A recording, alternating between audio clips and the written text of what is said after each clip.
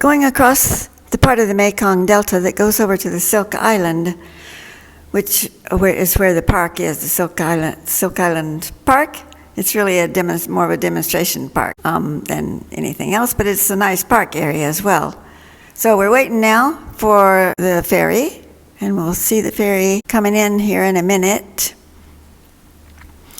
But what happens is we get on the ferry and then they tell us to turn around and get off. So we did, and then we ended up going across the bridge. And here we go with some real crossing the bridge noises.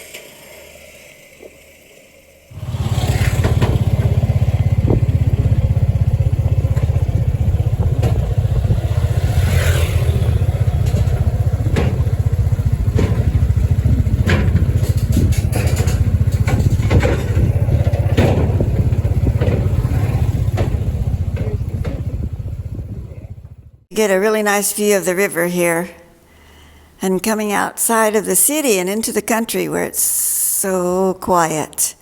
Coming up to the island, well, we're on the island now, and just to show you where it is, a bit of a situation here. And then we're going on a nice, quiet country road. Here's some planting time, some farms along the way. One of the little houses are in the city, but this was a country one along the road.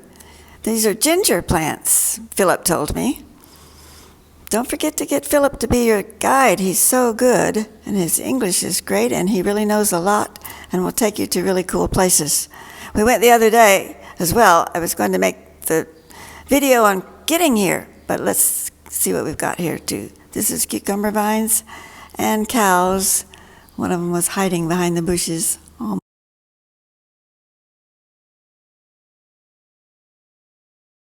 We're going into the park entry now, and parked the Tuktuk, of course, and it was ridiculously low entry. I think it was $2 each.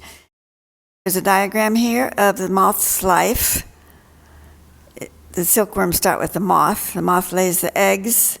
The eggs turn into caterpillars. Some people call them caterpillars. And then the caterpillars make the cocoon where the moth actually turns into a moth from a worm. It's pretty amazing.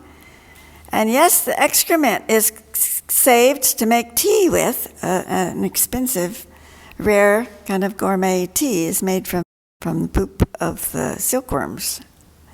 Then the cocoons are cooked because the moths make the thread, which is just one long thread. And it's got this gluey stuff that they make too to hold it together to make the cocoon. So they cook it, or you cook it, and then it's spun with an old-fashioned spinning wheel made into one long thread. I mean, it already is one long thread, made into one long thread that they can use to weave with. And then it's woven. First it's dyed, and then woven into these intricate designs. I'm always amazed when I see weaving and however it's done. And they do it here the old-fashioned way, with this poles and everything.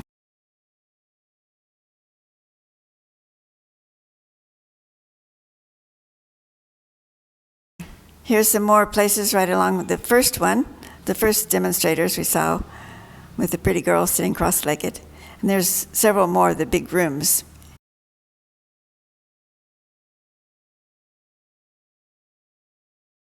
And the peacock, which I was told that the peacocks lose their tails, maybe once a year, I'm not sure, and grow a brand new beautiful one. And speaking of peacocks, beautiful silk scarves for sale. And then we walk around the park, which is really a very nice park. And in the park are these little huts. There's walkways that go along. You can sit alongside the river. There's big picnic tables and other places where you can bring the family and have a picnic. And I wonder what it's like there on the weekends. There wasn't anyone there when we were there this time during the week. And there's a whole row of these little houses sitting up on stilts, no windows. And Philip told me that couples come and can spend the day there. I don't know if you can spend the night, but you can spend the whole day there up in your little hut, and they'll bring food to you. So I called them the little lovers' huts. Probably not so small, but small enough and big enough. Anyway, I thought those were charming. And that was it. Then we drove around the island a bit, got a little tour of the shops and homes around, and had a very pleasant day. Thank you, Philip. Thank you, everybody, for coming on the trip with us. See you soon.